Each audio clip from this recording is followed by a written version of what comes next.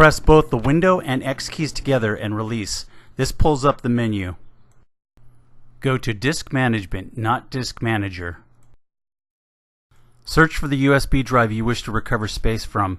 Make sure that disk is selected and not your hard drive or any other important drive. You may see several partitions. The unallocated partition is the one you want to select. Right-click and select New Simple Volume. This opens the New Simple Volume wizard. Click Next. This will display the size of the volume. Click Next again.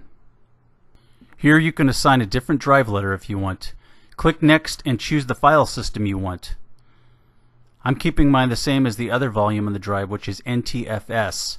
You can also name the volume here. Click Finish when you're ready. You should see the volume go from unallocated to new volume.